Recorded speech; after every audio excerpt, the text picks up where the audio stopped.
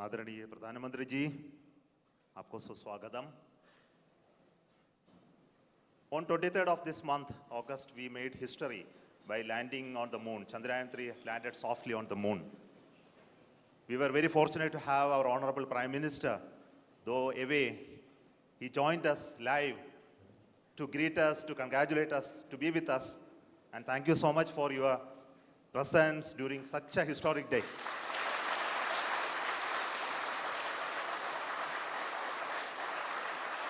You promised us that you will come and meet us on that day. And you are here. And thank you so much for your gracious presence today amongst us. And today we look forward to your words of wisdom, your vision, your expectation from us. And for all those words, we are at ears to you. Honorable Pradhan Mantri ji, आपको मेरा स्वागत इस रो में, ये control centre में. Thank you, sir.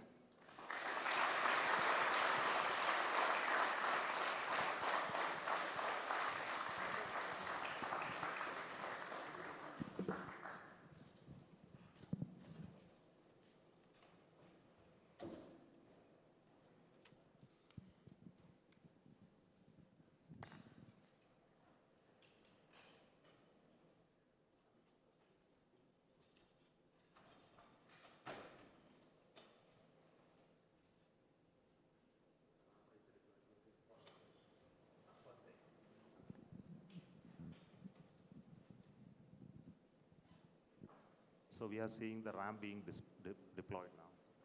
This is animation. We'll see the real.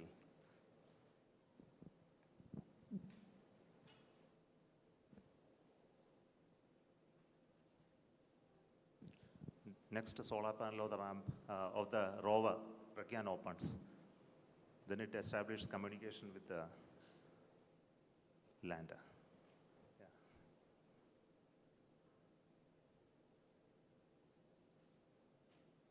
Then it slowly comes out.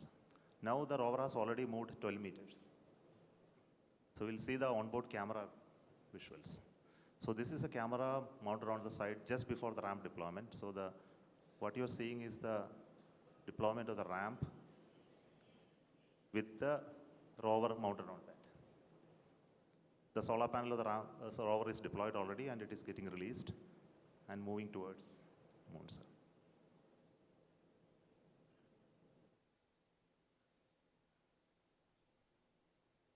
So these images take a lot of time to come to Earth because data rate and processing. So now this is the early morning image of today morning. The rover is almost out of the field of view. It will turn in the day today and look at the lander and take more pictures. Thank you.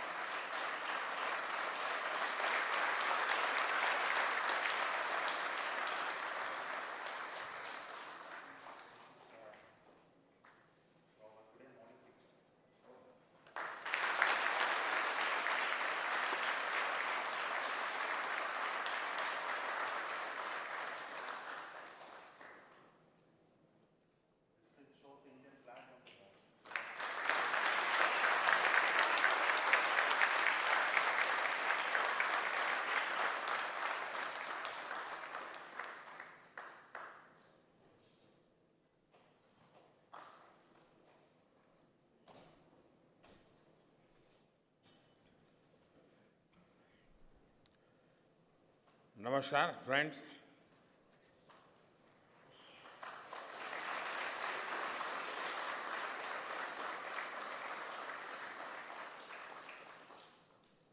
आप सभी के बीच आकर आज एक अलग ही खुशी महसूस कर रहा हूं। शायद ऐसी खुशी बहुत रेयर ओकेजन होते हैं जब तन मन खुशियों से भर गया हो। और व्यक्ति के जीवन में कई बार ऐसी घटनाएं घटती हैं कि वो बेसब्री हावी हो जाती है। इस बार मेरे साथ भी ऐसा ही हुआ है। इतनी बेसब्री,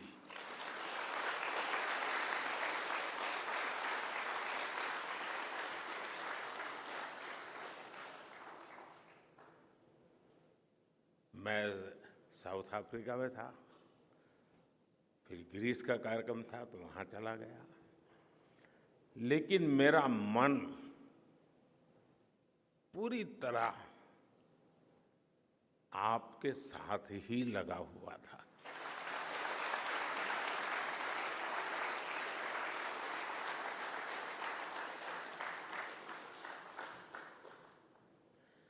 लेकिन कभी कभी लगता है कि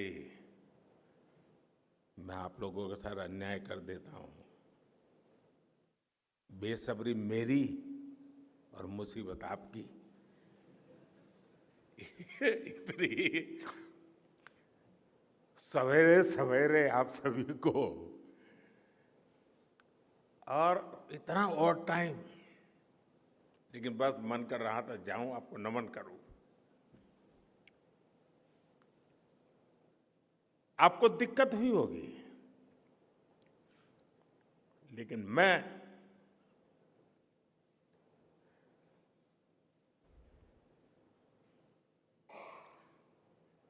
भारत में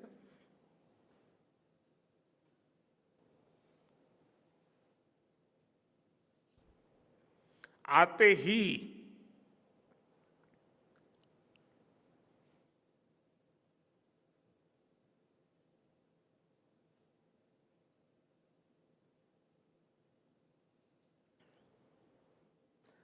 जल्द से जल्द आपके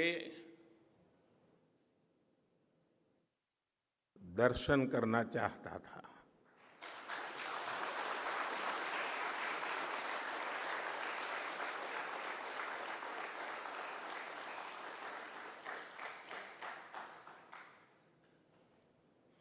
आप सबको सैल्यूट करना चाहता था।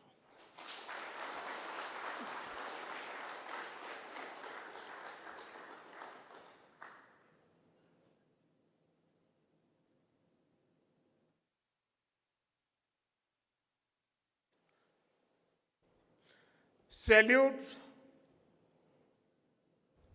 आपके परिश्रम को, सैल्यूट आपके धैर्य को,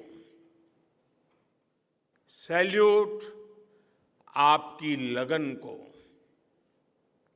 सैल्यूट आपकी जीवटता को, सैल्यूट आपके जज्बे को। आप देश को जिस ऊंचाई पर लेकर गए हैं, ये कोई साधारण सफलता नहीं है। ये अनंत अंतरिक्ष में भारत के वैज्ञानिक सामर्थ्य का शंखनाद है।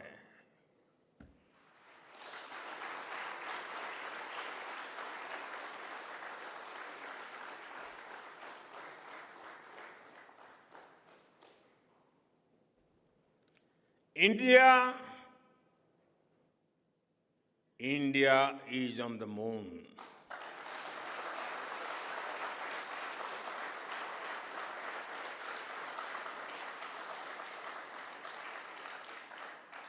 We have our national pride placed on the moon.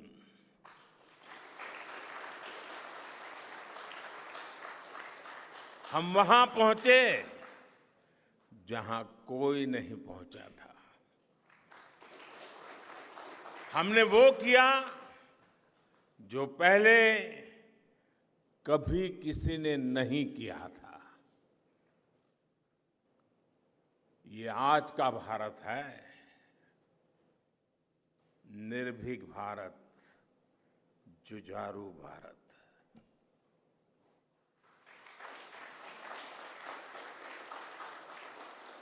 ये वो भारत है जो नया सोचता है, नए तरीके से सोचता है, जो डार्क जोन में जाकर भी दुनिया में रोशनी की किरण फैला देता है।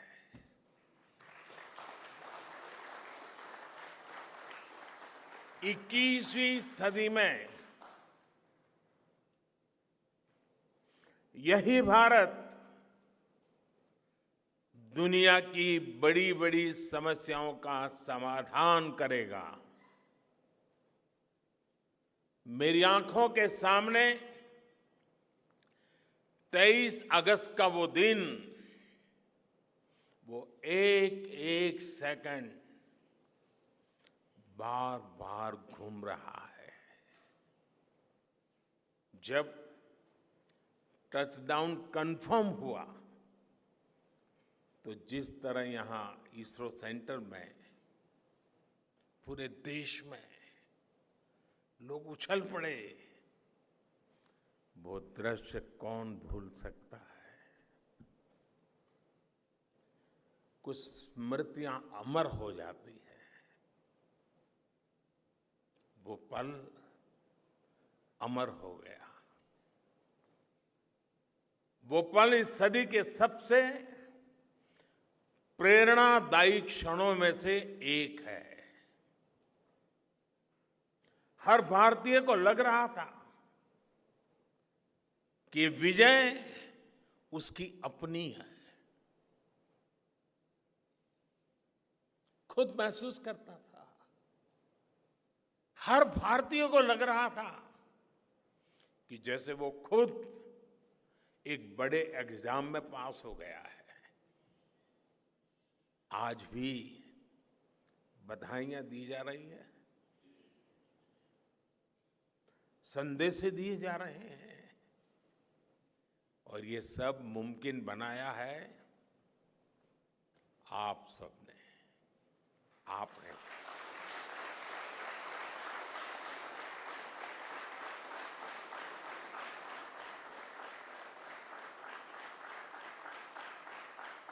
देश के मेरे वैज्ञानिकों ने ये मुमकिन बनाया है। मैं आप सबका जितना गुणगान करूं वो कम है। मैं आपकी जितनी सराहना करूं वो कम है। साथियों, मैंने वो फोटो देखी जिसमें हमारे मून लैंडर ने अंगद की तरह चंद्रमा पर मजबूती से अपना पैर जमाया हुआ है।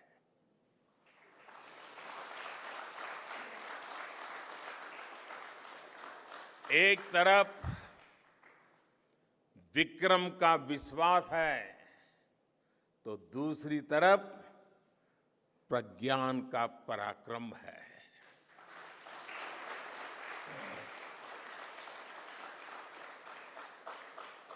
हमारा प्रज्ञान लगातार चंद्रमा पर अपने पद चिन्ह छोड़ रहा है। अलग अलग कैमरों से ली गई जो तस्वीरें अभी रिलीज हुई और मुझे देखने का सौभाग्य मिला, वो अद्भुत है। मानव सभ्यता में पहली बार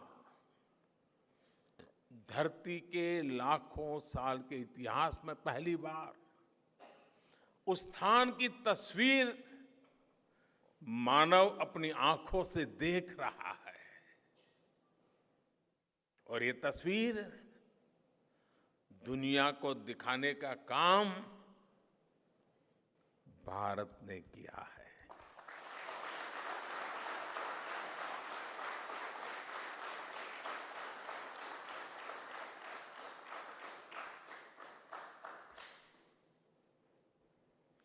आप सभी वैज्ञानिकों ने किया है। आज पूरी दुनिया भारत की साइंटिफिक स्पिरिट का, हमारी टेक्नोलॉजी का और हमारे साइंटिफिक टेम्परामेंट का लोहा मान चुकी है।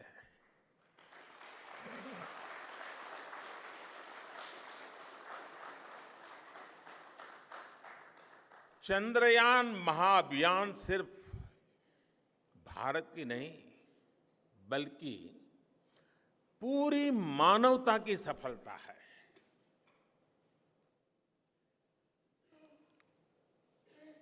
हमारा मिशन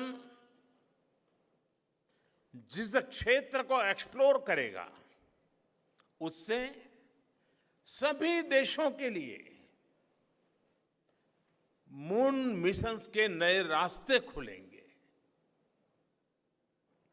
ये चांद के रहस्य को तो खोलेगा ही, साथ ही धरती की चुनौतियों के समाधान में भी मदद करेगा। आपकी इस सफलता के लिए मैं एक बार फिर सभी वैज्ञानिकों को, टेक्नीशियंस, इंजीनियर्स और चंद्रयान महाअभियान से जुड़े सभी सदस्यों को बधाई देता हूं।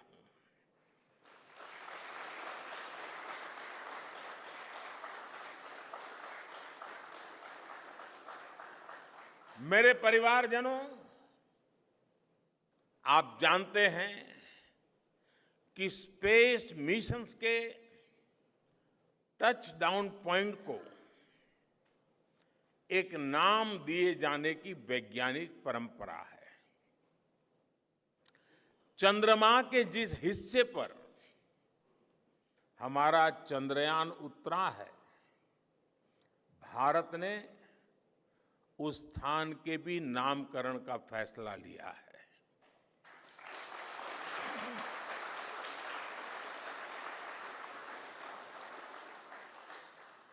जिस स्थान पर चंद्रयान 3 का मून लैंडर उतरा है, अब उस पॉइंट को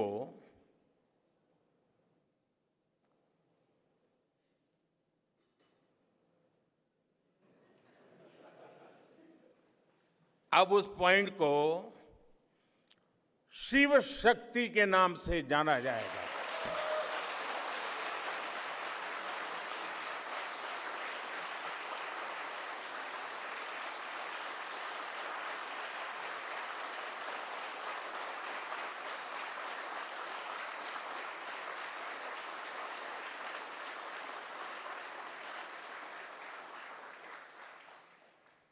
शिव में मानवता के कल्याण का संकल्प समाहित है और शक्ति से हमें उन संकल्पों को पूरा करने का सामर्थ्य मिलता है। चंद्रमा का शिव शक्ति पॉइंट हिमालय से कन्याकुमारी से जुड़े होने का बोध कराता है।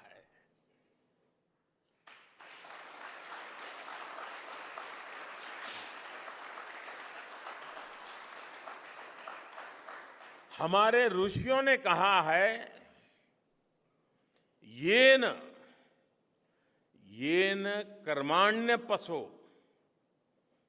मनीषिणो यज्ञे कुण्वन्ति वित्तेषु धीरः यत्पूर्व यक्ष्मन्तः प्रजानां तन्मे मनः शिव संकल्पमस्तु। अर्थात जिस मन से हम कर्तव्य कर्म करते हैं, विचार और विज्ञान को गति देते हैं और जो सबके भीतर मौजूद है, वो मन शुभ और कल्याणकारी संकल्पों से जुड़े।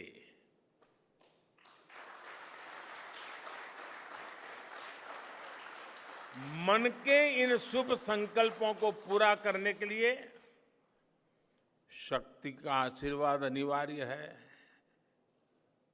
और ये शक्ति हमारी नारी शक्ति है।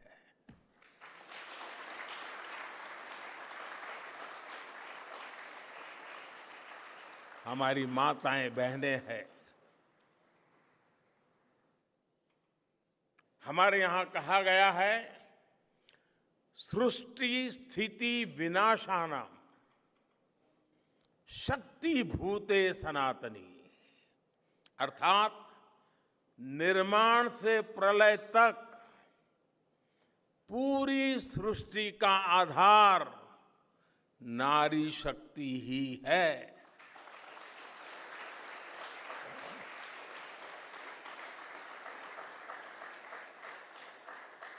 आप सबने देखा है, चंद्रयान 3 में देश ने, हमारी महिला वैज्ञानिकों ने, देश की नारी शक्ति ने कितनी बड़ी भूमिका निभाई है। चंद्रमा का शिव शक्ति पॉइंट सदियों तक भारत के इस वैज्ञानिक और दार्शनिक चिंतन का साक्षी बनेगा।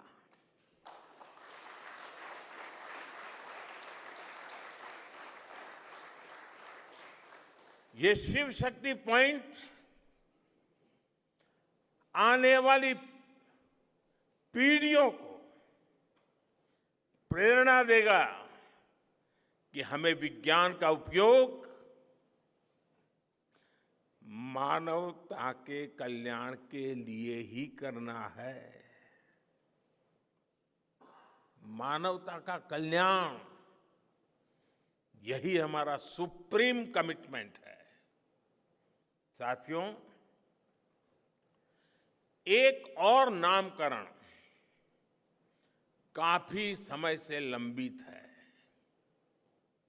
4 साल पहले जब चंद्रयान 2 चंद्रमा के पास तक पहुंचा था, जहां उसके पदचिन्ह पड़े थे, तब ये प्रस्ताव था कि उस स्थान का नाम तय किया जाए। लेकिन उन परिस्थितियों में निर्णय लेने के स्थान पर हमने प्रण लिया कि जब चंद्रयान 3 सफलतापूर्वक चांद पर पहुंचेगा, तब हम दोनों पॉइंट का नाम एक साथ रखेंगे।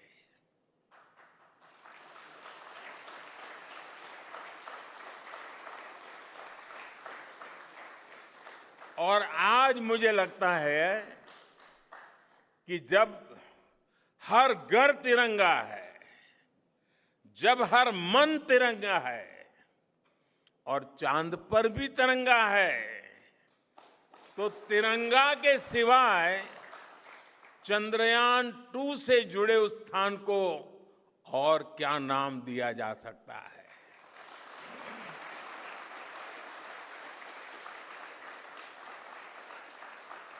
इसलिए चंद्रमा के जिस स्थान पर चंद्रयान 2 ने अपने पदचिन्ह छोड़े हैं, वो पॉइंट अब तिरंगा कहलाएगा।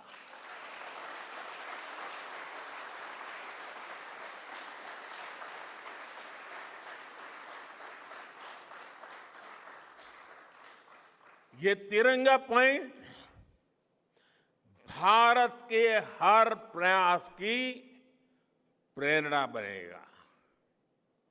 ये तिरंगा पॉइंट हमें सीख देगा कि कोई भी विफलता आखिरी नहीं होती। अगर दृढ़ इच्छा शक्ति हो तो सफलता मिलकर के ही रहती है। यानी मैं फिर दोहरा रहा हूं, चंद्रयान-2 के पद चिन्ह जहां है, वो स्थान आज से तिरंगा पॉइंट कहलाएगा। और जहां पर चंद्रयान-3 का मून लैंडर पहुंचा है, वो स्थान आज से शिव शक्ति पॉइंट कहलाएगा।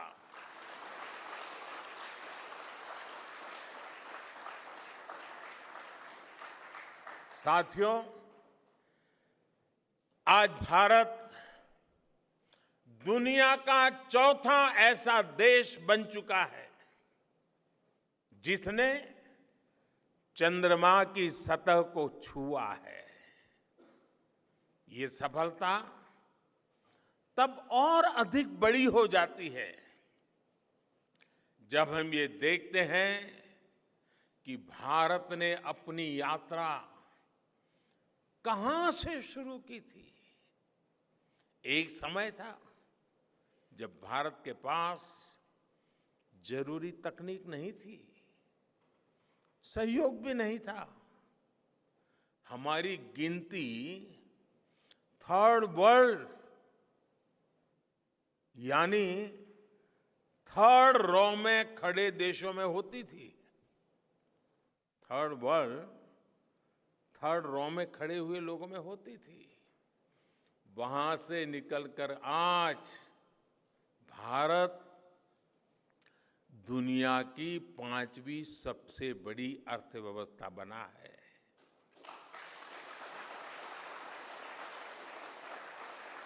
आज ट्रेड से लेकर टेक्नोलॉजी तक भारत की गिनती पहली पंक्ति यानी फर्स्ट रॉ में खड़े देशों में हो रही है। यानी थर्ड रॉ से फर्स्ट रॉ तक इस यात्रा में इसरो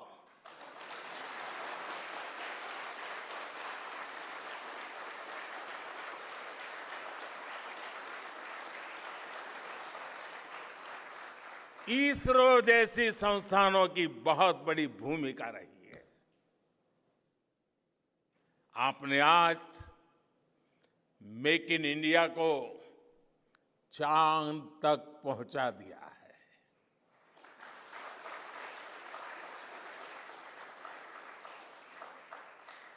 मेरे परिवारजनों, मैं आज आपके बीच आकर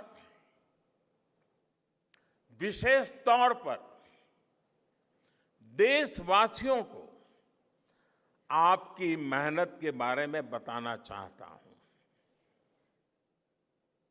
जो मैं बातें बता रहा हूं वो आपके लिए नई नहीं है, लेकिन आपने जो किया है, जो साधना की है, वो देशवासियों को भी पता होना चाहिए।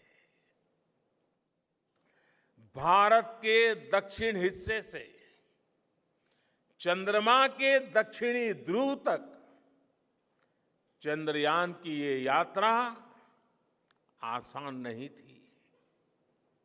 मून लैंडर की सॉफ्ट लैंडिंग सुनिश्चित करने के लिए हमारे वैज्ञानिकों ने इसरो की रिसर्च फैसिलिटी में आर्टिफिशियल मून तक बना डाला।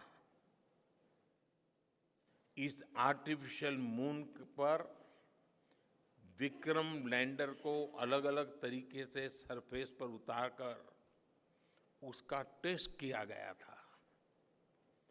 अब इतने सारे एग्जाम देकर हमारा मून लैंडर वहां गया है तो उसे सक्सेस मिलनी ही मिलनी थी।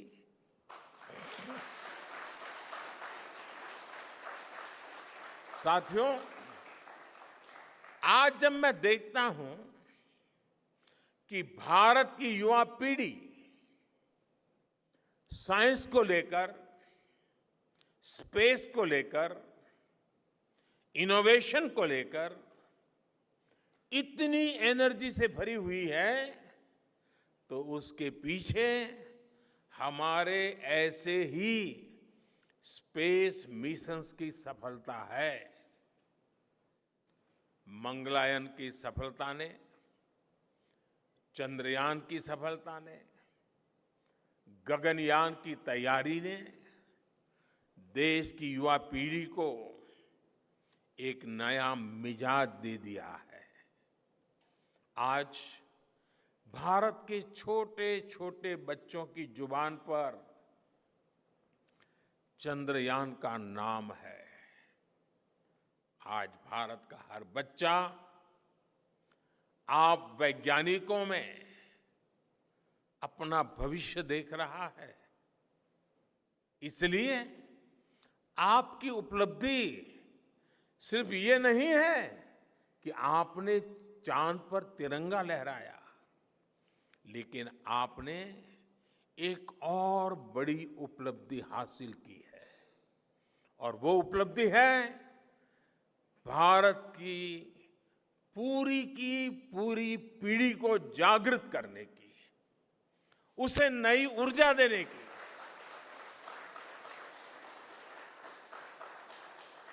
आपने एक पूरी पीढ़ी पर अपनी इस सफलता की गहरी छाप छोड़ी है। आज से कोई भी बच्चा रात में जब चंद्रमा को देखेगा तो उसको विश्वास होगा कि जिस हौसले से मेरा देश चांद पर पहुंचा है, वही हौसला, वही जज्बा उस बच्चे के भीतर भी है, उस युवा के भीतर भी है। आज आपने भारत के बच्चों में आकांक्षाओं के जो बीज बोए हैं, कल वो वट वृक्ष बनेंगे और विकसित भारत की नींव बनेंगे।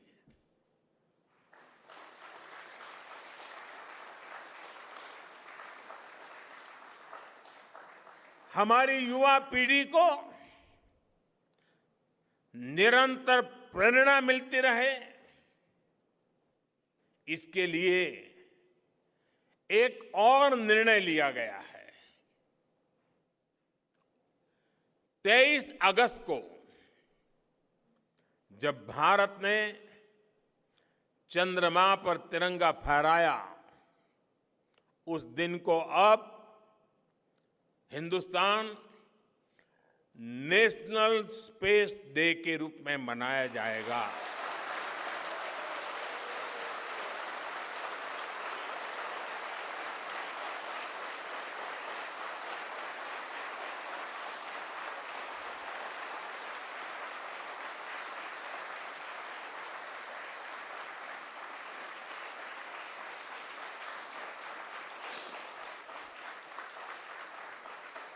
जब हर वर्ष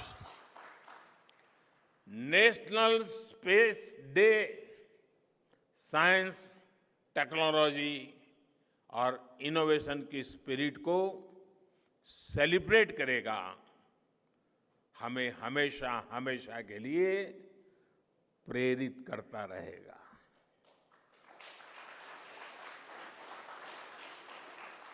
मेरे परिवारजनों, आप भी जानते हैं कि स्पेस सेक्टर का जो सामर्थ्य है, वो सैटेलाइट लॉन्च करने या अंतरिक्ष की खोज से कहीं ज्यादा बड़ा है। स्पेस सेक्टर की एक बहुत बड़ी ताकत है जो मैं देखता हूं वो है ईज ऑफ लिविंग और ईज ऑफ गवर्नेंस। आज देश में स्पेस एप्लीकेशंस को गवर्नेंस के हर पहलू से जोड़ने की दिशा में बहुत बड़ा काम हुआ है। आप लोगों ने जब मुझे प्रधानमंत्री के रूप में काम का दायित्व दिया तो प्रधानमंत्री बनने के बाद मैंने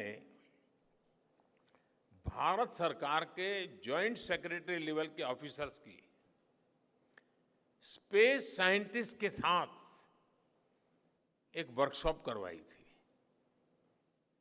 और इसका मकसद ये था कि गवर्नेंस में, शासन व्यवस्था में ट्रांसपेरेंसी लाने में स्पेस सेक्टर की ताकत का ज्यादा से ज्यादा इस्तेमाल कैसे करें। तब किरण जी शायद हम लोगों के साथ काम करते थे। इसी का नतीजा था जब देश ने स्वच्छ भारत अभियान शुरू किया, शौचालयों का निर्माण शुरू किया, करोड़ों घरों को बनाने का अभियान चलाया, तो इन सब के मॉनिटरिंग के लिए, उसकी प्रगति के लिए स्पेस साइंस ने बहुत मदद की। आज देश में दूर दराज के इलाके में एजुकेशन, कम्युनिकेशन और हेल्थ सर्विसेज पहुंचाने में स्पेस सेक्टर की बहुत बड़ी भूमिका है। इन दिनों आजादी के अमृत महोत्सव के निमित्त जो जिले जिले में अमृत सरोवर बन रहे हैं, उसका भी टैगिंग, उसकी भी मॉनिटरिंग स्पेस के द्वारा ही हो रही है। बिना स्पेस टेक्नोलॉजी के हम टेलीमेडिसिन और टेली एजुकेशन की कल्पना तक नहीं कर सकते। स्पेस साइंस ने देश के रिसोर्सेज के ऑप्टिमम यूटिलाइजेशन में भी बहुत मदद की है। हमारे देश के एग्रीकल्चर सेक्टर को ताकत देने में, मौसम का अनुमान लगाने में स्पेस सेक्टर जो मदद करता है वो देश का हर किसान जानता है। आज वो देख लेता है अपने मोबाइल पर अगले सप्ताह मौसम का क्या हाल है। देश के करोड़ों मछुआरों को आज नाविक सिस्टम से जो सटीक जानकारी मिल रही है वो भी आप ही की देन है। आज जब देश में बाढ़ आती है, कोई प्राकृतिक आपदा आती है, भूकंप आता है, तो हालात की गंभीरता का पता लगाने में आप सबसे पहले आगे आते हैं।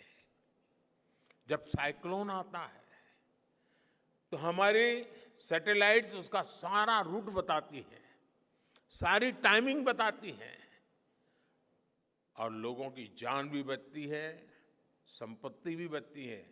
और सिर्फ साइक्लोन के कारण जो संपत्ति बचती है ना, उसका अगर जोड़ लगा दे तो आज स्पेस का जो खर्चा है उससे वो ज्यादा हो जाता था।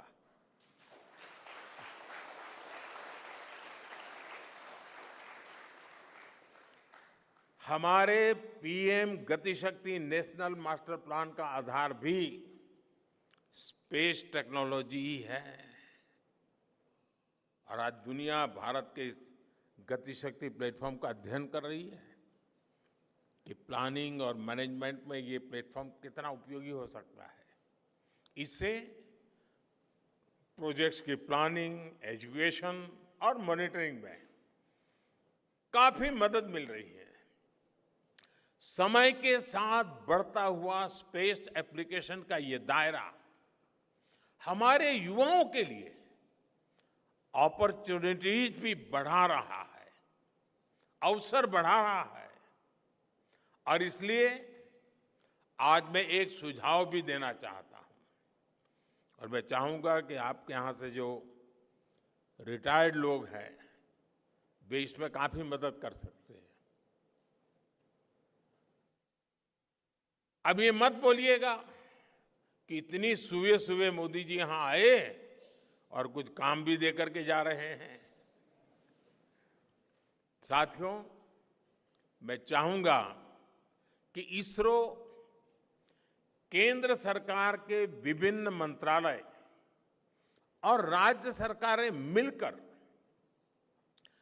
गवर्नेंस में स्पेस टेक्नोलॉजी पर एक नेशनल हैकाथॉन का आयोजन करें।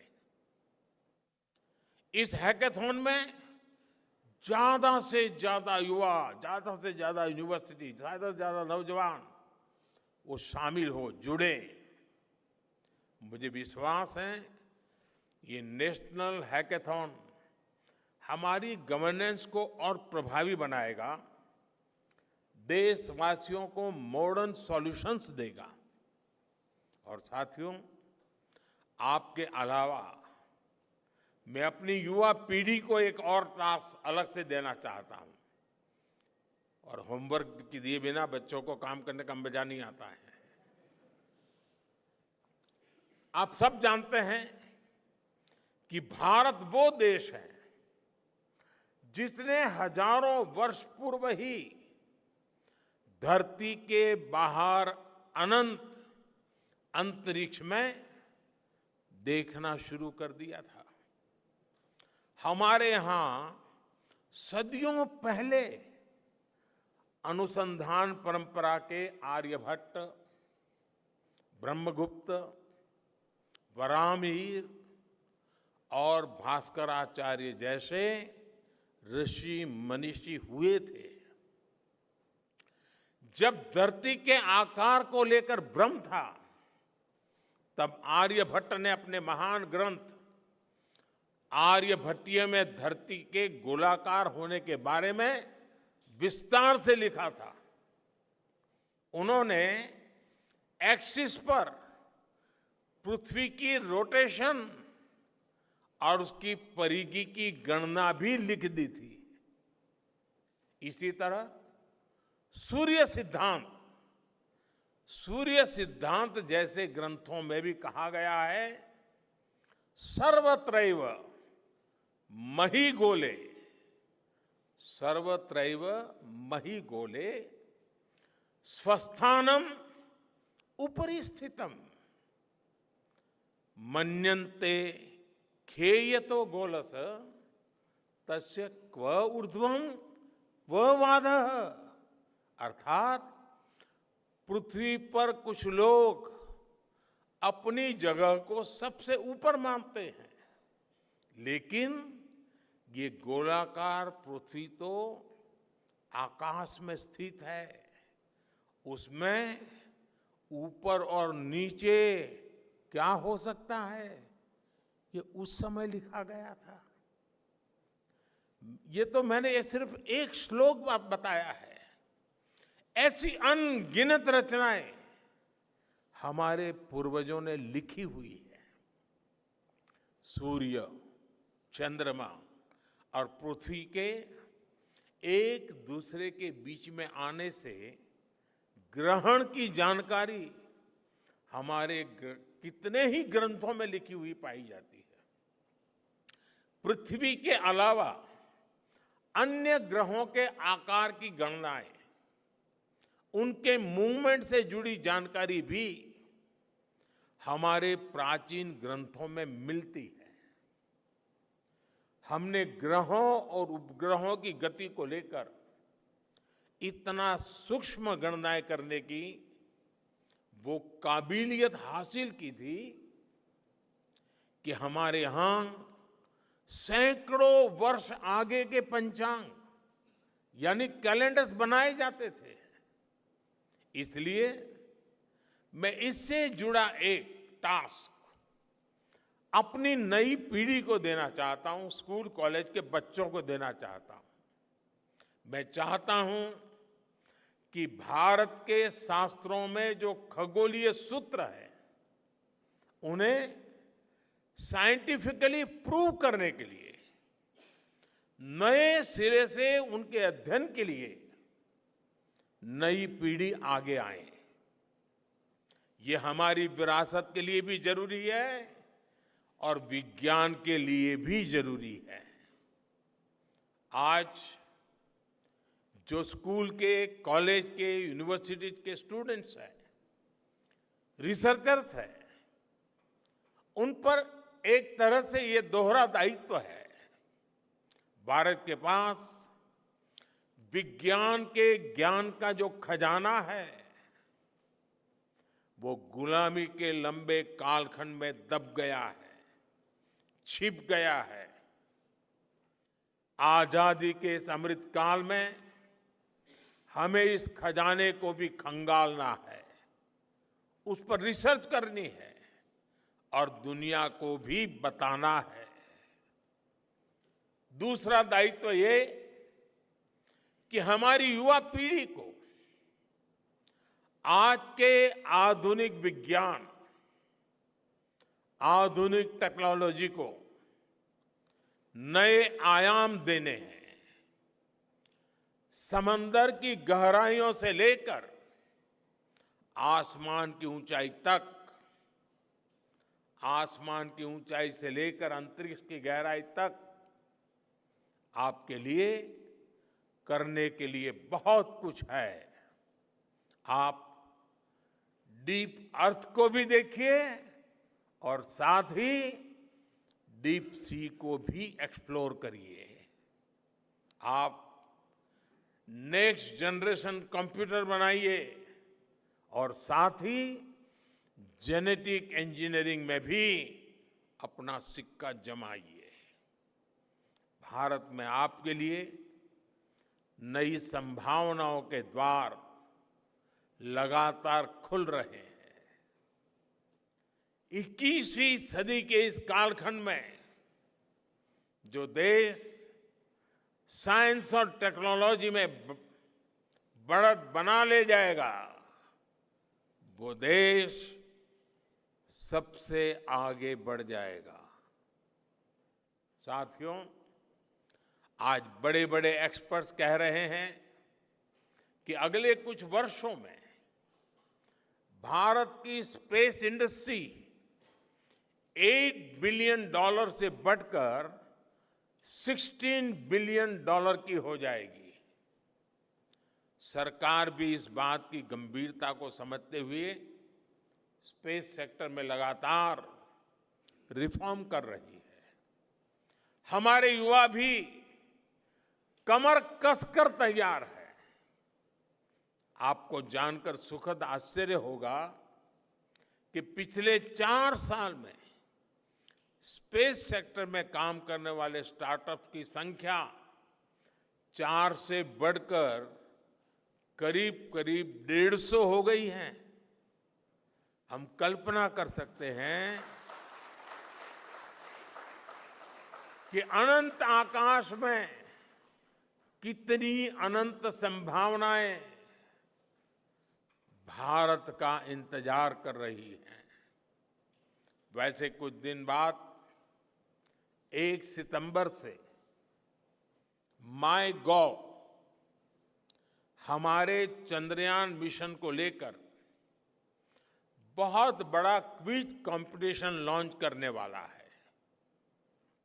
हमारे देश के स्टूडेंट्स इससे भी शुरुआत कर सकते हैं।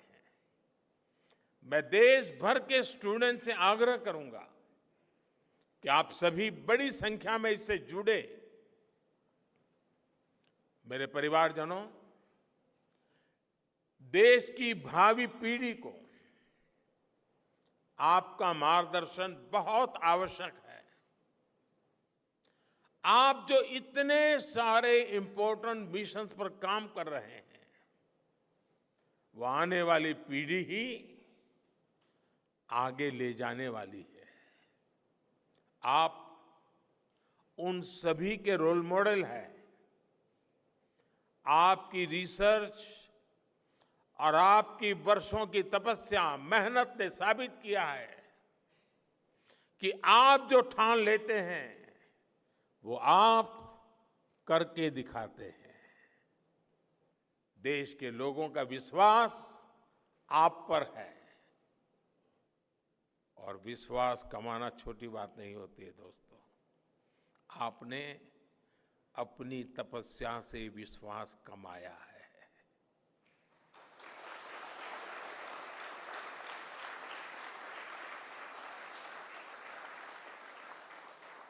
देश के लोगों का आशीर्वाद आप पर है। इसी आशीर्वाद की ताकत से, देश के प्रति इसी समर्पण भाव से भारत साइंस एंड टेक्नोलॉजी में ग्लोबल लीडर बनेगा। और मैं आपके बीच बड़े विश्वास के साथ बताता हूं, इनोवेशन की हमारी यही स्पिरिट ही 2047 में विकसित भारत के सपने को साकार करेगी। इसी विश्वास के साथ मैं फिर एक बार आप सबके दर्शन करके पावन हुआ हूं। देशवासी गौरव से भरे हुए हैं। सपने बहुत तेजी से संकल्प बन रहे हैं और आपका परिश्रम उन संकल्प को सिद्धि के तक ले जाने के लिए बहुत बड़ी प्रेरणा बन रहा है। आपको जितनी बधाई दूं कम है, जितना अभिनंदन करूं कम है। मेरी तरफ से करोड़ों करोड़ों देशवासियों की तरफ से, दुनिया भर की साइंटिफिक कम्युनिटी की तरफ से अनेक अनेक धन्यवाद, बहुत बहुत शुभकामनाएं। भारत माता की, भारत माता की, भारत माता की। धन्यवाद।